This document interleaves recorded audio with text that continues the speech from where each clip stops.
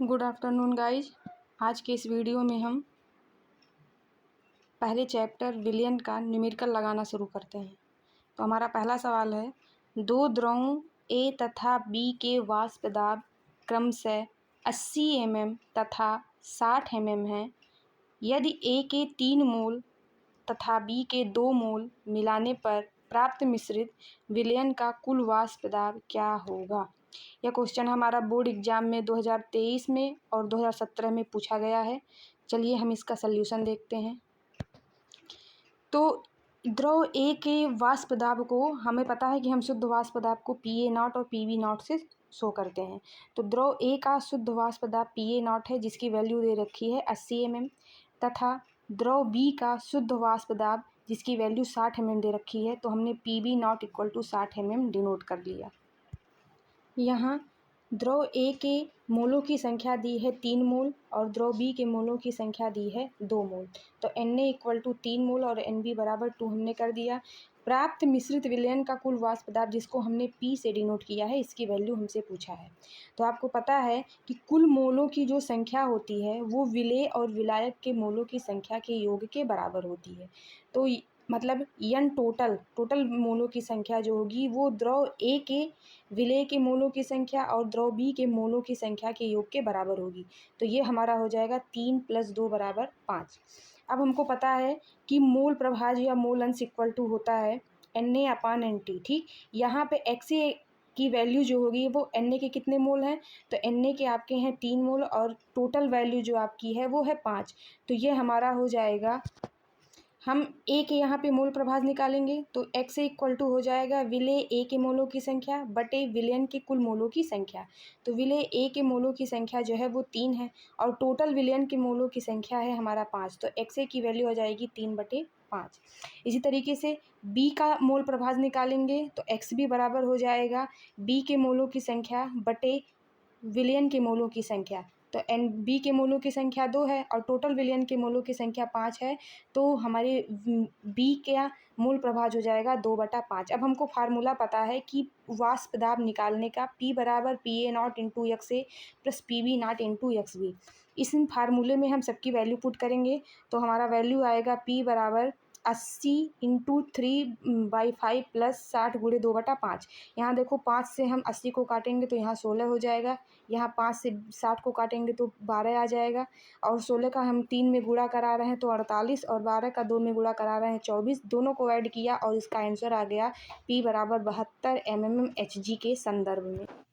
इसी तरह हमारा अगला क्वेश्चन है, किसी ताप पर एक विलायक का वाष्प दाब 0.416 बार है तो 0.5 ग्राम अवाष्पशील विद्युत अनअपघट्य ठोस को 42 ग्राम विलायक जिसका मोलर द्रव्यमान 84 है में घोला गया तो प्राप्त विलयन का वाष्प दाब 0.414 बार पाया गया, तो ठोस का मोलर द्रव्यमान ज्ञात कीजिए।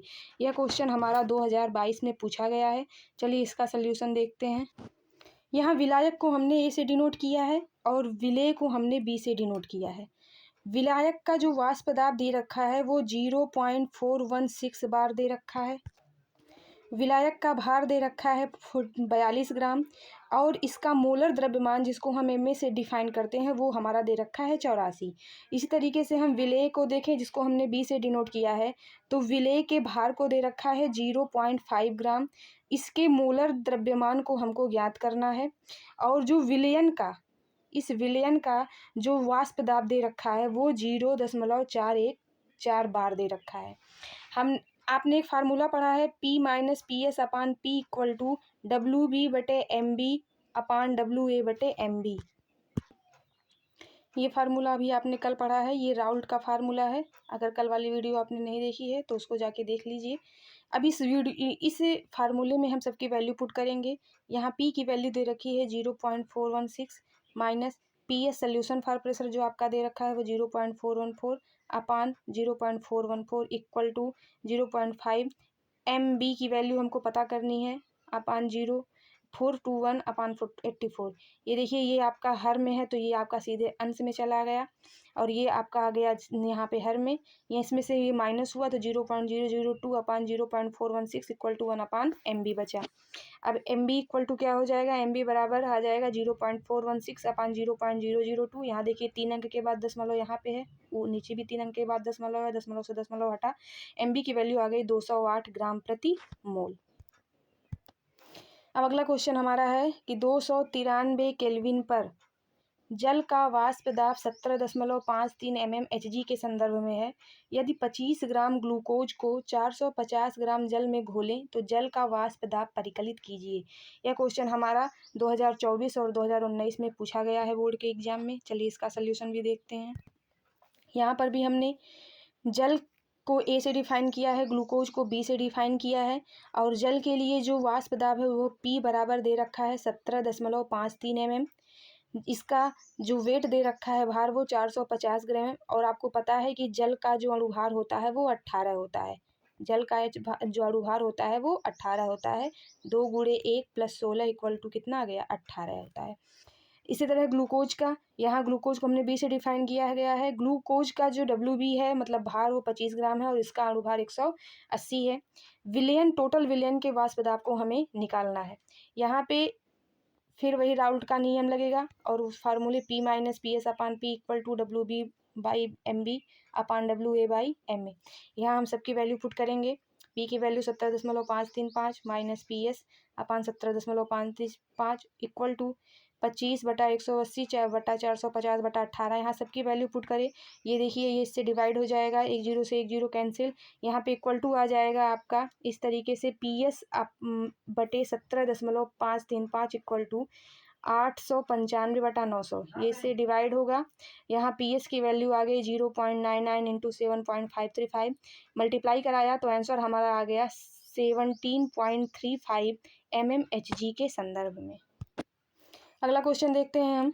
तो अगला क्वेश्चन हमारा है 20 डिग्री सेंटीग्रेड ताप पर किसी अवाष्पशील विद्युत अनअपघट्य पदार्थ के 10 ग्राम को 100 ग्राम जल में विलय करने पर वाष्प दाब 17.53 mmHg से घटकर 17.235 mmHg हो जाता है, तो विलय का अणुभार ज्ञात कीजिए। यहाँ हमें विलय का अणुभार ज्ञात करना है। यहाँ पे भी हम विलय को B से डिफाइन करते हैं और विलायक को हमने A से डिफाइन किया है और विलयन हमारा T से डिफाइन है। विलय का जो भार दे रखा है वो 10 ग्राम है, इसका हमें अणुभार निकालना है। विलायक का मतलब कि जल का जो भार दे रखा है वो 100 ग्राम, इसका अणुभार आपको जल का भी बताया है मैंने कि H2O का मतलब 2 × 1 प्लस ऑक्सीजन का 16 इक्वल टू हो गया 18, इसका अणुभार 18 होता है। और यहाँ पे उसका वाष्प दाब 17.53 mm दे रखा है। विलयन का जो वाष्प दाब दिया है वो कहा है 17.535 mm से घटकर 17.235 mm, मतलब विलयन का जो वाष्प दाब दिया है वो 17.235 mm दे रखा है। यहाँ पर फिर हम वही राउल्ट का नियम लगाएंगे, P - PS/P equal to WB/MB/WA/MA। यहाँ सबकी वैल्यू पुट करेंगे। वैल्यू पुट करने पर हमारा आएगा MB इक्वल टू 17.535 × 18/0.3 × 10। यहाँ हम डिवाइड करेंगे। डिवाइड करने पे हमारा जो आंसर आ रहा है वो विलय का अणुभार 105.210 आ रहा है। अगला क्वेश्चन हमारा है 500 ग्राम जल में 50 ग्राम सुक्रोज 342 ये इसका अणुभार दे रखा है के योग पर वाष्प दाब में अवनमन को ज्ञात कीजिए। अब हमें वाष्प दाब में अवनमन ज्ञात करना है। यदि 25 डिग्री सेंटीग्रेड पर शुद्ध जल का वाष्प दाब 23.8 mm दिया हो, मतलब यहाँ 25 डिग्री सेंटीग्रेड पर जल का वाष्प दाब यह दे रखा है। तो यहाँ पे हम जल को फिर विलायक को A से डिफाइन किए हैं और सुक्रोज को हमने जो है B से डिफाइन किया है जो कि आपका विलय है, और विलयन T है। यहाँ पे विलायक का जो भार दे रखा है वो दे रखा है 500 ग्राम और इसका अणुभार जल का होता है 18। इसका वाष्प दाब दे रखा है 23.8 mm। इसी तरीके से विलय का जो भार दे रखा है वो 50 ग्राम और इसका अणुभार यहाँ ब्रैकेट में दे रखा है 342। विलयन विलयन में का जो वाष्प दाब है, मतलब जो वाष्प दाब में जो अवनमन है, अभी आपने कल पढ़ा है, उसको हम डेल्टा पी से डिफाइन करते हैं और वो हमारा होता है डेल्टा पी बराबर पी माइनस पी एस। इसकी वैल्यू हमें यहाँ पता करनी है। तो पी की वैल्यू तो हमको पता है, पी एस की वैल्यू हमें पता करनी है, और पता करने के बाद अगर हम इस फार्मूले में रख लें तो हमारी डेल्टा पी की वैल्यू आ जाएगी। तो हम फार्मूला वही राउल्ट का नियम फिर लगाते हैं। तो P minus P S upon P equal to W B by M B upon W A by M B. अब देखिए पी माइनस पी एस को हम डेल्टा पी से डिफाइन करते हैं, तो इसकी जगह पे हम डेल्टा पी रख सकते हैं। तो डेल्टा पी अपान पी की वैल्यू दे रखी है 23.8 mm इक्वल टू, यहाँ सबकी वैल्यू पुट किया। वैल्यू पुट करने के बाद ये देखिए इससे कटा डिवाइड हुआ, तो डेल्टा पी अपान 23.8 बराबर 1/190 ये आया। इसको सॉल्व करने पर डेल्टा पी बराबर 23.8 अपान 190, और जब इसको पूरा हमने डिवाइड किया तो हमारा आंसर आ गया वाष्प दाब में अवनमन 0.125 mmHg के संदर्भ में।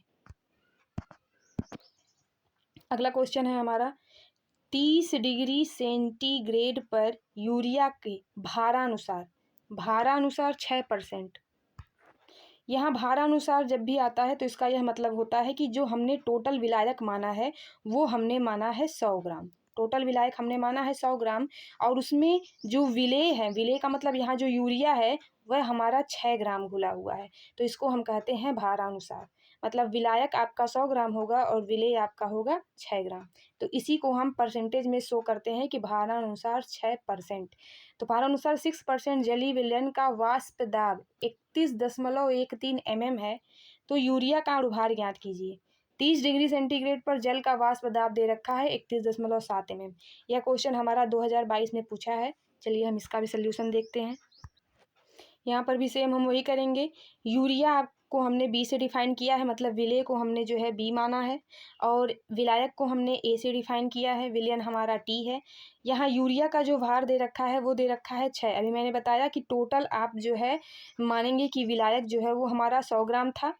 विलयन जो हमारा टोटल था वो हमारा 100 ग्राम था, और उस 100 ग्राम विलयन में हमारा 6 ग्राम जो है वो विलेय है, और जो विलायक की मात्रा हम निकालेंगे वह 100 माइनस 6 निकालेंगे तो हमारा आ जाएगा 94 ग्राम। मतलब कि जो 6 ग्राम यूरिया है और 94 ग्राम आपका जल है। तो यहाँ यूरिया का भार 6 ग्राम दे रखा है, इसका हमें अणुभार निकालना है। यहाँ जल का विलायक का देखें तो विलायक का भार दे रखा है 94 ग्राम। इसका अणुभार आपका जल का पता है कि 18 होता है। इसका वाष्प दाब दे रखा है 31.7 mm, और विलयन का जो वाष्प दाब दे रखा है वो 31.13 mm दे रखा है। यहाँ फिर हम वही राउल्ट का नियम लगाएंगे। अब आप देखिए कि राउल्ट के नियम से रिलेटेड कितने न्यूमेरिकल बोर्ड के पेपर में पूछे गए हैं, इसलिए यह हमारा बहुत ही इंपॉर्टेंट टॉपिक है, थियरी प्लस न्यूमेरिकल दोनों के बेस पे।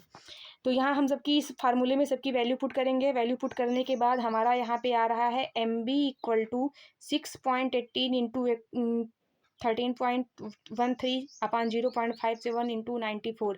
इसको हमने डिवाइड किया, डिवाइड करने पे हमारा आया 57060 अपान 893। इसको डिवाइड किया तो हमारा आंसर आ गया 63.9 ग्राम प्रति मोल।